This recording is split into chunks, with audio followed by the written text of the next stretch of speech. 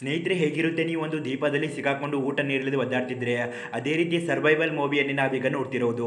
ಈ ಮೂವಿಯನ್ನು ಬರೀ survival movie ಅಂದರೆ ಖಂಡಿತ ತಪ್ಪಾಗುತ್ತೆ. ಬದಲಿಗೆ ಕಾಮಿಡಿ ಸರ್ವೈವಲ್ ಮೂವಿ ಅಂತ ಅನ್ಬೋದು. ಯಾಕೆ ಹೀಗೆ ಹೇಳ್ತೀವಿ ಅನ್ನೋದು ಈ ಮೂವಿಯನ್ನು ಪೂರ್ತಿಯಾಗಿ ನೋಡಿದರೆ ನಿಮಗೇನೆ ಅರ್ಥ ಆಗುತ್ತೆ. ಸೊ ಅದಕ್ಕಿಂತ ಮೊದಲು ನೀವಿನ್ನೂ ನಮ್ಮ ಚಾನಲ್ಗೆ ಸಬ್ಸ್ಕ್ರೈಬ್ ಮಾಡಿಲ್ಲ ಅಂದರೆ ಈ ಕೂಡಲೇ ಸಬ್ಸ್ಕ್ರೈಬ್ ಮಾಡಿಕೊಂಡು ಪಕ್ಕದಲ್ಲಿ ಕಾಣಿಸೋ ಬೆಲ್ ಬಟನ್ ಮೇಲೆ ಹಿಟ್ ಮಾಡಬೇಕಾಗಿ ವಿನಂತಿ.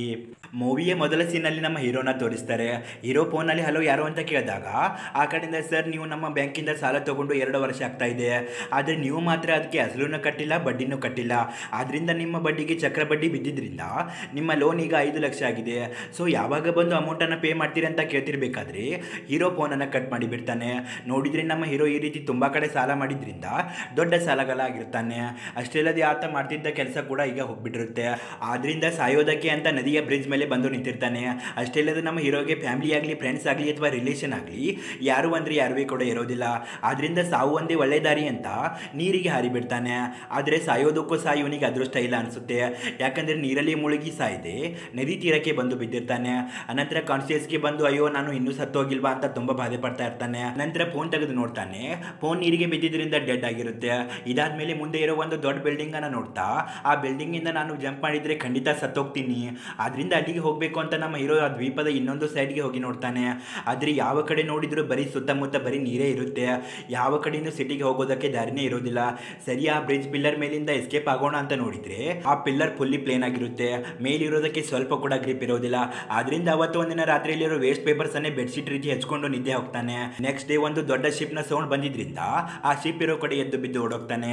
ಅಲ್ಲಿರೋ ಶಿಪ್ ಅನ್ನ ನೋಡಿ ನನ್ನನ್ನು ಕಾಪಾಡಿ ಅಂತ ಜೋರಾಗಿ ಎರ್ಸುತ್ತಾ ಇರ್ತಾನೆ.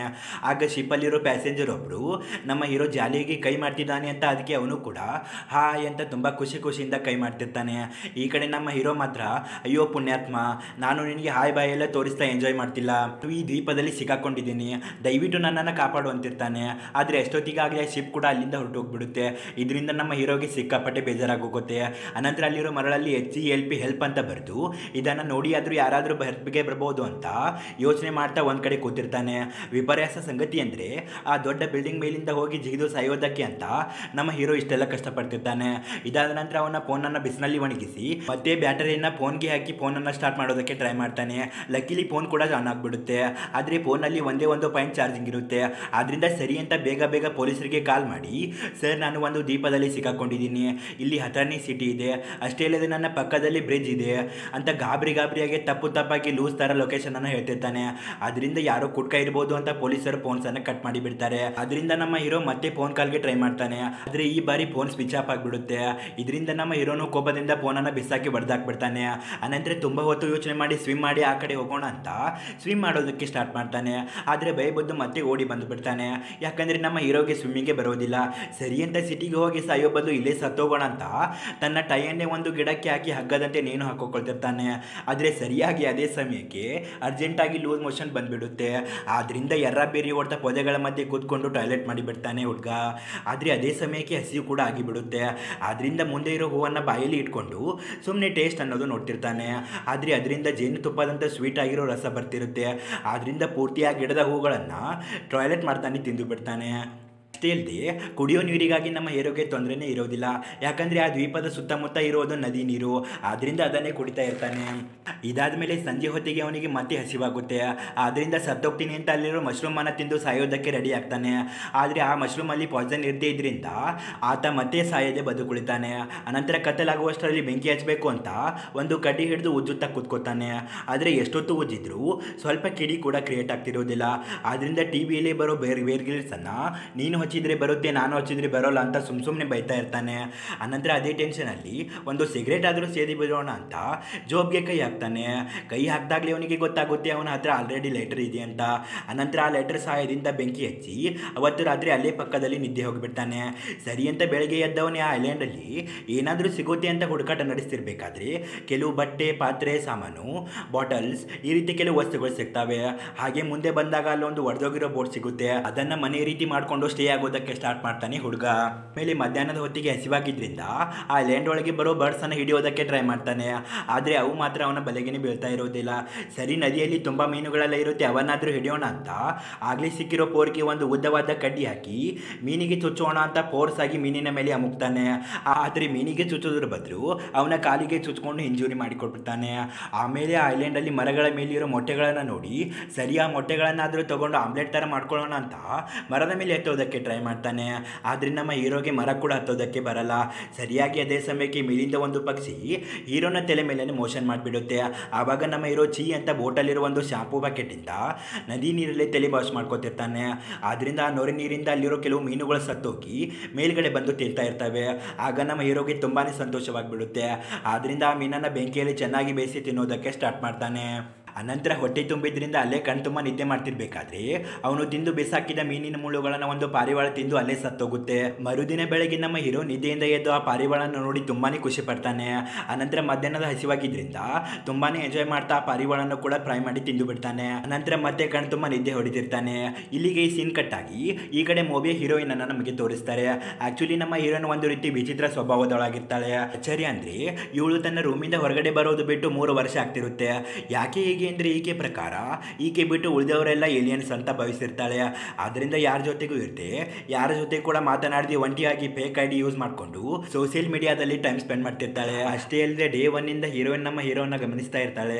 ಆತ ಸ್ವಿಮ್ ಮಾಡೋದಕ್ಕೆ ಟ್ರೈ ಮಾಡಿದ್ದು, ಮರ ಏರೋದಕ್ಕೆ ಟ್ರೈ ಮಾಡಿದ್ದು, ಆತ ತಿಂದಿದ್ದು, ಮಲಗಿದ್ದು, ಹೇತಿದ್ದು ಎಲ್ಲವನ್ನ ಬೈನಾಕ್ಯುಲರ್ ಅಲ್ಲಿ ನೋಡಿರ್ತಾಳೆ. ಅಷ್ಟೇ ಅಲ್ಲದೆ ಮೂವಿ ಸ್ಟಾರ್ಟಿಂಗ್ ಸೀನ್ ಅಲ್ಲಿ ನಮ್ಮ ಹೀರೋ ಒಡೆದೋಗಿರೋ ಬೋಟನ್ನು ತಳ್ತಾ ಇರ್ತಾನಲ್ಲ, ಆಗ ನಮ್ಮ ಹೀರೋಯಿನ್ ಅವನಿಗೆ ಪಾಪ ಅಂತ ಹೆಲ್ಪ್ ಮಾಡುವ ರೀತಿ ತನ್ನ ಬೆರಳನ್ನ ಆ ಬೋಟೆ ಹಿಂದೆ ಇಟ್ಟು ಅಂದ್ರೆ ಡಿಸ್ಪ್ಲೇ ಮೇಲಿಟ್ಟು ತಳ್ತಾ ಹೆಲ್ಪ್ ಮಾಡ್ತಿರ್ತಾಳೆ. ಇಲ್ಲಿಗೆ ಈ ಸೀನ್ ಕಟ್ ಆಗಿ ನಮ್ಮ ಹೀರೋ ಕಡೆ ತೋರಿಸ್ತಾರೆ. ಈಗ ಪ್ರೆಸೆಂಟ್ ಅಲ್ಲಿ ನಮ್ಮ ಹೀರೋಗೆ ಐಲ್ಯಾಂಡ್ ಅಂದ್ರೆ ತುಂಬಾ ಇಷ್ಟವಾಗಿಬಿಟ್ಟಿರುತ್ತೆ. ಆದ್ರಿಂದ ಹೆಲ್ಪ್ ಅಂತ ಮರಳಲ್ಲಿ ಬರ್ದಿದ್ನಲ್ಲ ಅದನ್ನ ಎಲ್ಲೋ ಅಂತ ಚೇಂಜ್ ಮಾಡಿ ಬಿಡ್ತಾನೆ. ಅನಂತರ ಜಾಲಿಯಾಗಿ ಆಟ ಆಡ್ತಾ ಟೈಮ್ ಸ್ಪೆಂಡ್ ಮಾಡ್ತಿರ್ಬೇಕಾದ್ರೆ ಅವನ ಸಮೀಪನೇ ಒಂದು ಬೋಟ್ ಶಿಪ್ ಹಾದು ಹೋಗುತ್ತೆ.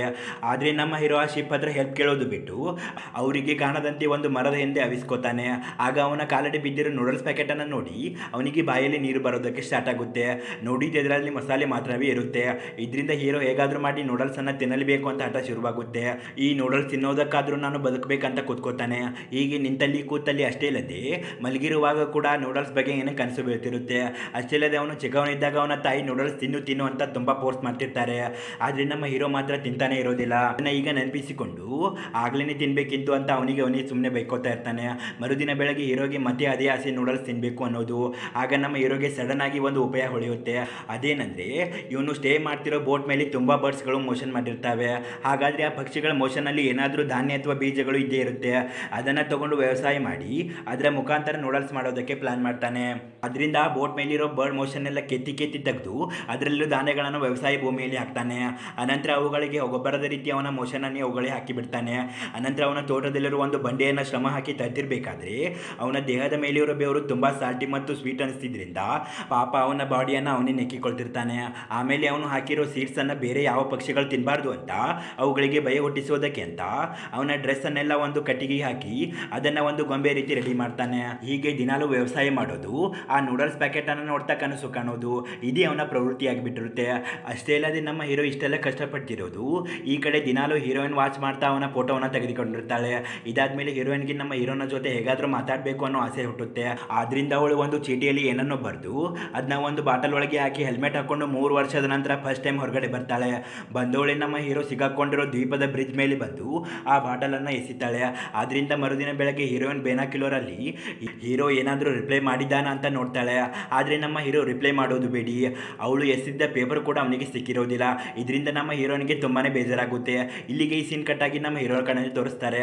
ಪಾಪ ನಮ್ಮ ಹೀರೋ ಒಂದು ರೀತಿ ಕಾಡು ಮನುಷ್ಯರಂತೆ ಬದಲಾಗಿಬಿಟ್ಟಿರ್ತಾನೆ. ವ್ಯವಸಾಯ ಮಾಡೋದು, ಸಿಕ್ಕಿದ್ದು ತಿನ್ನೋದು, ಮಲಗೋದು ಮಾಡ್ತಾ ಟೈಮ್ ಸ್ಪೆಂಡ್ ಮಾಡ್ತಿರ್ತಾನೆ. ಅಷ್ಟೇ ಅಲ್ಲದೆ ಅವನು ವ್ಯವಸಾಯ ಮಾಡಿದ ನಂತರ ಬಾಡಿ ಮೇಲೆ ಬರೋ ಸ್ವೆಟ್ಸ್ ಅನ್ನ ಒಂದು ಚಿಕ್ಕ ಬಾಟಲಿಯಲ್ಲಿ ಸ್ಟೋರ್ ಮಾಡಿ ಇಟ್ಕೊಟ್ಟಿರ್ತಾನೆ. ಯಾಕೆ ಈ ರೀತಿ ಅನ್ನೋದು ಮೂವಿಯ ಮಧ್ಯಭಾಗದಲ್ಲಿ ನಿಮಗೆ ಗೊತ್ತಾಗುತ್ತೆ. ಸೊ ನೀವು ಇನ್ನೂ ಸಹ ನಮ್ಮ ಚಾನಲ್ಗೆ ಸಬ್ಸ್ಕ್ರೈಬ್ ಮಾಡೋದನ್ನ ವಿಡಿಯೋ ನೋಡ್ತಿದ್ರೆ ಪ್ಲೀಸ್ ಈಗಲಾದರೂ ಸಬ್ಸ್ಕ್ರೈಬ್ ಮಾಡ್ಕೊಳ್ಳಿ. ಯಾಕಂದರೆ ನಮ್ಮ ಚಾನಲ್ ಒಂದು ಹೊಸ ಚಾನಲ್ ಆಗಿರೋದ್ರಿಂದ ನಿಮ್ಮ ಸಪೋರ್ಟಿಂದ ನಾವು ಗ್ರೋ ಆಗೋದಕ್ಕೆ ಸಾಧ್ಯ.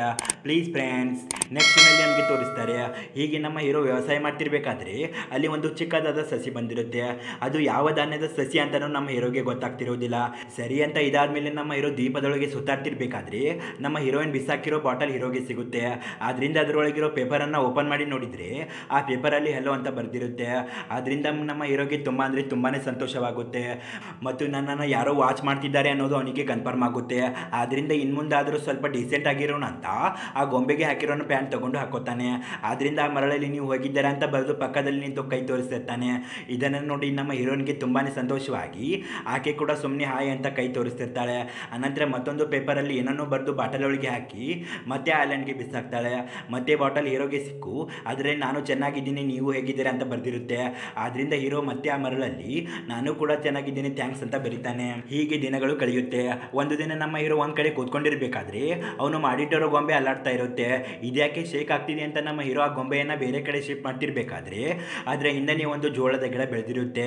ಅದನ್ನು ನೋಡಿದ ನಮ್ಮ ಹೀರೋಗೆ ತುಂಬ ಅಂದರೆ ತುಂಬಾ ಸಂತೋಷ ಆಗುತ್ತೆ. ಅಷ್ಟೇ ಅಲ್ಲದೆ ಅವನು ಪಟ್ಟಿರೋ ಶ್ರಮಕ್ಕೆ ಫಲ ಸಿಕ್ಕಿದ್ರಿಂದ ಅವನ ಕಣ್ಣಲ್ಲಿ ಆನಂದ ಬಾಷ್ಪವೇ ಹರಿಯುತ್ತೆ. ಈ ಕಡೆ ನಮ್ಮ ಹೀರೋಯಿನ್ಗೆ ಕೂಡ ಅವನಿಗೆ ನೂಡಲ್ಸ್ ತಿನ್ನೋದಕ್ಕೆ ಆಸೆಯಾಗಿದೆ ಅಂತ ಗೊತ್ತಾಗುತ್ತೆ. ಅದರಿಂದ ನಾನೇನೇ ಆ ಹೀರೋಗಾಗಿ ನೂಡಲ್ಸನ್ನು ಆರ್ಡರ್ ಮಾಡಿ ಡೆಲಿವರಿ ಮಾಡಿಸೋಣ ಅಂತ ಯೋಚಿಸಿ ಆತ ಇರೋ ಲೊಕೇಶನನ್ನು ಮೆನ್ಷನ್ ಮಾಡಿ ಆರ್ಡರ್ನ ಪ್ಲೇಸ್ ಮಾಡಿಬಿಡ್ತಾಳೆ. ಅದರಿಂದ ಈ ಕಡೆ ಡೆಲಿವರಿ ಬಾಯ್ ಕೂಡ ಹೀರೋನ ಆರ್ಡರ್ ಮಾಡಿರೋ ನೂಡಲ್ಸನ್ನು ತಗೊಂಡು ಬೋಟ್ನ ಮುಖಾಂತರ ಐಲ್ಯಾಂಡ್ಗೆ ಬಂದು ತಲುಪ್ತಾನೆ. ಬಂದವನೇ ನಮ್ಮ ಹೀರೋ ಹತ್ರ ಬರ್ತಾನೆ. ಆದರೆ ನಮ್ಮ ಹೀರೋ ಮಾತ್ರ ಮುಖವನ್ನು ತಿರುಗಿಸಿ ಆ ಕಡೆ ಮುಖ ಮಾಡಿ ಕೂತ್ಕೋತಾನೆ. ಅದಕ್ಕೆ ಆ ಡೆಲಿವರಿ ಬಾಯ್ ಪುಣ್ಯಾತ್ಮ ನಿನಗಾಗಿ ನೀನು ನೂಡಲ್ಸನ್ನು ಒಂದು ಹುಡುಗಿ ಆರ್ಡರ್ ಮಾಡಿದ್ದು ನೀನು ಯಾಕೆ ನಾಚ್ಕೊಳ್ಳೋ ರೀತಿ ವರ್ತನೆ ಮಾಡ್ತಿದ್ದೀಯಾ ಅಂತ ಹೇಳಿ ಅವನು ತಂದಿದ್ದ ನೂಡಲ್ಸನ್ನು ಲೈನಾಗಿ ಇಡ್ತಾನೆ. ಇದನ್ನು ನೋಡಿದ ನಮ್ಮ ಹೀರೋಗೆ ಬಾಯಲ್ಲಿ ನೀರು ಬರೋದಕ್ಕೆ ಸ್ಟಾರ್ಟ್ ಆಗುತ್ತೆ. ಆವಾಗ ಡೆಲಿವರಿ ಬಾಯ್ ಕಡೆ ನೋಡ್ತಾ ಆ ಹುಡುಗಿ ಮುಖವನ್ನು ನೀನು ನೋಡ್ದ ಅಂತ ಕೇಳ್ತಾನೆ. ಅದಕ್ಕೆ ಆ ಡೆಲಿವರಿ ಹುಡುಗ ನಾನೆಲ್ಲಿ ಹುಡುಗಿಯನ್ನು ನೋಡಲಿ ಅವಳು ನಿನಗಿಂತನೂ ವಿಚಿತ್ರ ಮನುಷ್ಯ ಅನಿಸುತ್ತೆ. ಯಾಕಂದರೆ ಅವಳು ದುಡ್ಡನ್ನು ಡೋರ್ ಸಂದಿಯಿಂದ ಕೊಟ್ಟು ಮುಖವನ್ನು ತೋರಿಸದೆ ಮಾತಾಡಿದ್ದು ಅಂತ ಹೇಳ್ತಾನೆ. ಇದಾದ ನಂತರ ನಮ್ಮ ಹೀರೋಗೆ ನೂಡಲ್ಸನ್ನು ತಿನ್ನಬೇಕು ಅಂತ ತುಂಬ ಆಸೆ ಇದ್ದರೂ ಸಹ ನನಗೆ ಇದೆಲ್ಲ ಬೇಡ ನಾನು ಖುದ್ದಾಗಿ ವ್ಯವಸಾಯ ಮಾಡಿರೋ ಸೀಡ್ಸಿಂದಾನೆ ನಾನು ನೂಡಲ್ಸನ್ನು ಮಾಡ್ಕೋತೀನಿ ಆಗಲೇ ನನಗೆ ತೃಪ್ತಿ ಸಿಗುತ್ತೆ ಅಂತ ಎಲ್ಲ ನೂಡಲ್ಸನ್ನು ಡೆಲಿವರಿ ಬಾಯ್ಗೆ ವಾಪಸ್ ಕೊಟ್ಟು ಬಿಡ್ತಾನೆ. ಆದರೆ ಇದನ್ನೆಲ್ಲ ಒಂದು ಪವರ್ಫುಲ್ ಕ್ಯಾಮ್ರಾದಿಂದ ನೋಡ್ತಿರೋ ಹೀರೋಯಿನ್ಗೆ ತುಂಬಾ ಶಾಕ್ ಆಗುತ್ತೆ. ನಾನು ಪ್ರೀತಿಯಿಂದ ಪಾಪ ಅಂತ ತಿನ್ನೋದಕ್ಕೆ ಕೊಟ್ಟರೆ ನಮ್ಮ ಹೀರೋ ಅದನ್ನು ಸ್ವೀಕರಿಸಲಿಲ್ಲ ಅಂತ ತುಂಬಾ ಬೇಜಾರಾಗುತ್ತೆ. ಈ ಕಡೆ ಡೆಲಿವರಿ ಬಾಯ್ ನನಗೇನೆ ಇಂಥ ವಿಚಿತ್ರ ಸೈಕೋ ಕಸ್ಟಮರ್ಗಳು ಸಿಗ್ತವೆ ಅಂತ ಗುಣಗಾಡ್ತಾ ನೂಡಲ್ಸನ್ನು ವಾಪಸ್ ಹೀರೋಯಿನ್ಗೆ ಕೊಡೋದಕ್ಕೆ ಬರ್ತಾನೆ. ಆದರೆ ಹೀರೋಯಿನ್ ಮಾತ್ರ ಡೋರ್ ಓಪನ್ ಮಾಡ್ತಿರೋದಿಲ್ಲ. ಆಗ ಡೆಲಿವರಿ ಬಾಯ್ ನೋಡಮ್ಮ ತಾಯಿ ಈ ನೂಡಲ್ಸನ್ನು ನಿನ್ನ ಹೀರೋ ಬೇಡ ಅಂತ ವಾಪಸ್ ಕಳಿಸಿದ್ದಾನೆ. ಈಗ ನೀನು ಇದನ್ನು ತಿನ್ನು ಅಥವಾ ಬಿಡು ಇಲ್ಲಿಗೆ ನನ್ನ ಕೆಲಸ ಮುಗೀತು ಅಂತ ಆ ಡೆಲಿವರಿ ಬಾಯ್ ಅಲ್ಲಿಂದ ಹೋಗ್ಬಿಡ್ತಾನೆ.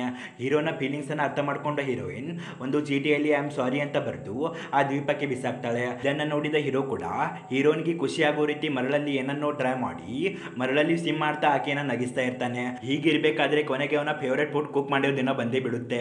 ಆದ್ದರಿಂದ ಇವನು ಬೆಳೆಸಿದ ಎಲ್ಲ ರೀತಿಯ ಧಾನ್ಯ ಮತ್ತು ಜೋಳವನ್ನು ತರ್ತಾನೆ.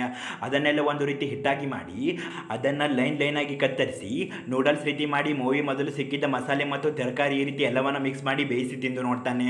ಮೃಷ್ಟಾನ್ನ ತಿಂದಷ್ಟೇ ರುಚಿ ಅನ್ನಿಸಿಬಿಡುತ್ತೆ. ಇದರಿಂದ ಹೀರೋಗೆ ಖುಷಿಯನ್ನು ತಡೆಯೋಕ್ಕಾಗದೆ ಅಳೋದಕ್ಕೇನೆ ಸ್ಟಾರ್ಟ್ ಮಾಡಿಬಿಡ್ತಾನೆ ಪಾಪ. ಇದನ್ನು ನೋಡಿ ನಮ್ಮ ಹೀರೋಯಿನ್ಗೂ ಕೂಡ ತುಂಬಾನೇ ಬೇಜಾರಾಗ್ತಿರುತ್ತೆ. ಅನಂತರ ಹೀರೋಯಿನ್ ಮತ್ತೆ ಒಂದು ಚೀಟಿಯಲ್ಲಿ ನೂಡಲ್ಸ್ ಮಾಡಿ ಸಾಧನೆ ಮಾಡಿಬಿಟ್ರಿ ಅಂತ ಕಂಗ್ರಾಚುಲೇಷನ್ ಅಂತ ಬರೆದು ಹೀರೋಗೆ ತಲುಪಿಸ್ತಾಳೆ. ಇದರಿಂದ ಹೀರೋಗೂ ಕೂಡ ತುಂಬಾನೇ ಸಂತೋಷ ಆಗ್ತಿರುತ್ತೆ. ಆದ್ರಿಂದ ಹೀರೋ ಹೇಗಾದರೂ ಸರಿ ಹೀರೋಯಿನ್ ಮುಖವನ್ನು ನೋಡಲೇಬೇಕು ಅಂತ ಮರಳಲ್ಲಿ ಹೂ ಅರಿವು ಅಂತ ಬರೀತಾನೆ. ಆದ್ರಿಂದ ಹೀರೋಯಿನ್ ಕೂಡ ಸರಿ ಅಂತ ಅವಳು ಯಾರು ಅವಳ ಹಿನ್ನೆಲೆ ಏನು ಅವಳು ನೋಡೋದಕ್ಕೆ ಹೇಗಿದ್ದಾಳೆ ಅಂತ ಅವಳ ಫೋಟೋವನ್ನು ಅಂಟಿಸಿ ಒಂದು ಚೀಟಿ ರೀತಿ ಮಾಡಿ ಬಾಟಲ್ಗೆ ಹಾಕಿ ಎಸೆಯೋದಕ್ಕೆ ಹೋಗ್ತಾಳೆ. ಇನ್ನೇನು ಎಸಿಬೇಕು ಅವಳ ಮನಸ್ಸಿಗೆ ಬೇಡ ಅಂತ ಅನಿಸಿಬಿಡುತ್ತೆ. ಯಾಕಂದರೆ ಅಸಲು ಅವಳು ಚೀಟಿಯಲ್ಲಿ ಅಟ್ಯಾಚ್ ಮಾಡಿದ್ದು ಅವಳ ರಿಯಲ್ ಫೋಟೋ ಅಲ್ಲ, ಫೇಕ್ ಐಡಿ ಕ್ರಿಯೇಟ್ ಮಾಡಿರ್ತಾಳಲ್ಲ ಅದರಲ್ಲಿರೋ ಬೇರೆ ಹುಡುಗಿಯ ಫೋಟೋವನ್ನು ಅಟ್ಯಾಚ್ ಮಾಡಿರ್ತಾಳೆ. ಆದ್ರಿಂದ ರಿಗ್ರೆಟ್ ಅನಿಸಿ ಮನೆಗೆ ವಾಪಸ್ ಬಂದು ಬಿಡ್ತಾಳೆ. ಅಷ್ಟೇ ಅಲ್ಲದೆ ಅವತ್ತು ಇನ್ಸಿಡೆಂಟ್ಲಿ ಸೋಷಿಯಲ್ ಮೀಡಿಯಾದಲ್ಲಿ ಹೀರೋಯಿನ್ ಮಾಡಿರೋ ಫೇಕ್ ಐಡಿ ಬಗ್ಗೆ ಆಕೆ ಫಾಲೋವರ್ಸ್ಗೆ ಗೊತ್ತಾಗಿ ಕಮೆಂಟ್ಸಲ್ಲಿ ಸಿಕ್ಕಾಗಿ ಬೈದಿರ್ತಾರೆ. ಇದರಿಂದ ಹೀರೋಯಿನ್ ತುಂಬಾ ಅಪ್ಸೆಟ್ ಆಗೋಗ್ತಾಳೆ. ಆದರೆ ಈ ಕಡೆ ನಮ್ಮ ಹೀರೋ ಮಾತ್ರ ಹೀರೋಯಿನ್ ಬಗ್ಗೆ ಯೋಚಿಸ್ತಾ ಆಕೆ ಮತ್ತೆ ಏನಾದರೂ ಚೀಟಿ ಕಳಿಸಿದ್ದಾಳ ಅಂತ ಹುಡುಕಾಡ್ತಿರ್ತಾನೆ. ಆದರೆ ಆಕೆ ಮಾತ್ರ ಈಗ ಎಲ್ಲವನ್ನ ಬಿಟ್ಟು ಸುಮ್ಮನೆ ಅವಳ ಪಾಡಿಗೆ ಅವಳು ಇರ್ತಾಳೆ. ಹೀಗೆ ತುಂಬ ದಿನಗಳು ಕಳೀತವೆ. ಆದರೆ ಒಂದು ದಿನ ಭಯಂಕರವಾಗಿ ಗಾಳಿ ಮಳೆ ಬಂದಿದ್ದರಿಂದ ಹೀರೋ ಮಾಡಿದ ವ್ಯವಸಾಯ ಮತ್ತು ಆತನ ಬೋಟ್ ಮನೆ ಎಲ್ಲವೂ ಸರ್ವನಾಶವಾಗಿಬಿಡುತ್ತೆ. ಇಲ್ಲಿಗೆ ಈ ಸೀನ್ ಕಟ್ ಆಗಿ ಮರುದಿನ ಬೆಳಗ್ಗೆ ನಮ್ಮ ಹೀರೋಗೆ ಏನಾಗಿದೆಯೋ ಪಾಪ ಅಂತ ಹೀರೋಯಿನ್ ಮತ್ತೆ ಕ್ಯಾಮ್ರಾದಲ್ಲಿ ನೋಡ್ತಾಳೆ. ಆಗ ಅಲ್ಲಿಗೆ ಕೆಲವು ಮಿಲಿಟರಿಗಳು ದ್ವೀಪಕ್ಕೆ ಕ್ಲೀನ್ ಅಂತ ಬಂದಿರ್ತಾರೆ. ಆಗ ಅವರು ಹೀರೋ ಯಾರು ಆತ ಯಾಕೆ ಇಲ್ಲಿಗೆ ಬಂದ ಎಲ್ಲವನ್ನ ಆತನ ಬಾಯಿಂದಾನೆ ಕೇಳಿ ತಿಳ್ಕೊತಾರೆ. ಅವನಿಗೆ ಹೋಗೋದಕ್ಕೆ ಇಷ್ಟ ಇಲ್ಲ ಇದ್ರೂ ಕೂಡ ಫೋರ್ಸ್ಫುಲಿ ಅವನನ್ನ ಮತ್ತೆ ಸಿಟಿಗೆ ಎಳೆದೊಯ್ತಾರೆ. ಇದನ್ನೆಲ್ಲ ನೋಡ್ತಿದ್ದ ಹೀರೋಯಿನ್ ಇನ್ನು ನಾನು ಸುಮ್ಮನೆ ಇರಬಾರ್ದು ಅಂತ ಹೆಲ್ಮೆಟ್ ಇಲ್ದಾನೆ ತುಂಬಾನೇ ಎನರ್ಜೆಟಿಕ್ ಆಗಿ ಹೀರೋನ ಮೀಟ್ ಆಗೋದಕ್ಕೆ ಓಡಿ ಬರ್ತಿರ್ತಾಳೆ. ಆದರೆ ಇಷ್ಟೊತ್ತಿಗಾಗಲೇ ನಮ್ಮ ಹೀರೋನ ಮಿಲಿಟರಿಯವರು ಬಿಟ್ಟು ಕಳಿಸಿದ್ರಿಂದ ಆತ ಸಿಟಿಯಲ್ಲಿ ಸುಮ್ಮನೆ ಒಂದು ಕಡೆ ಕುಂತುಕೊಂಡಿರ್ತಾನೆ. ಸರಿ ಈಗ ಹೀರೋಯಿನ್ ಕೂಡ ನಮಗೆ ಮೋಸ ಮಾಡಿದ್ದು ಈಗಲಾದರೂ ಸಾಯೋದಕ್ಕೆ ಉತ್ತಮ ಅಂತ ಅಲ್ಲಿರೋ ಬಸ್ ಡ್ರೈವರ್ ಹತ್ರ ಆ ಉದ್ದವಾದ ಬಿಲ್ಡಿಂಗ್ ಕಡೆ ಈ ಬಸ್ ಹೋಗುತ್ತಾ ಅಂತ ಕೇಳಿ ತಿಳ್ಕೊಂಡು ಅದರಲ್ಲಿ ಹೋಗಿ ಕೂತ್ಕೋತಾನೆ. ಆವಾಗ ಆ ಬಸ್ಸನ್ನು ವೇಗವಾಗಿ ಓಡ್ತಾ ಚೇಸ್ ಮಾಡ್ತಿರ್ತಾಳೆ ನಮ್ಮ ಹೀರೋಯಿನ್. ಹೇಗೋ ಕಷ್ಟಪಟ್ಟು ಓಡಿ ಕೊನೆಗೆ ಬಸ್ಸನ್ನು ಏರ್ತಾಳೆ. ಅನಂತರ ಹೀರೋನ ಹತ್ರ ಆಕೆಯೇ ಓಡಿ ಬಂದು ಆತನನ್ನು ಹಗ್ ಮಾಡಿಕೊಳ್ತಾಳೆ. ಆಗ್ಲೇ ನಮಗೆ ಹೀರೋಗೆ ಗೊತ್ತಾಗುತ್ತೆ ಇವಳೆ ಹೀರೋಯಿನ್ ಅಂತ. ಮತ್ತೆ ಆತನಿಗೆ ಬದುಕುವ ಆಸೆ ಅನ್ನೋದು ಶುರುವಾಗುತ್ತೆ. ಅದರಿಂದ ಕೊನೆಗೆ ಇವರಿಬ್ಬರು ಎಮೋಷ್ನಲಿ ಹಗ್ ಮಾಡ್ಕೊಳ್ತಿರೋದನ್ನು ತೋರಿಸಿ ಇಲ್ಲಿಗೆ ಈ ಮೂವಿಯನ್ನು ಮುಗಿಸಿದ್ದಾರೆ. ಹೇಗಿದೆ ಫ್ರೆಂಡ್ಸ್ ಮೂವಿ? ಈ ಮೂವಿ ಇಷ್ಟ ಆಗಿದ್ರೆ ವಿಡಿಯೋಗೊಂದು ಲೈಕ್ ಕೊಡಿ ಮತ್ತು ನಮ್ಮ ಚಾನಲ್ಗೆ ಸಬ್ಸ್ಕ್ರೈಬ್ ಮಾಡೋದನ್ನು ಮಾತ್ರ ಮರಿಬೇಡಿ. Thank you for watching friends. Have a nice day.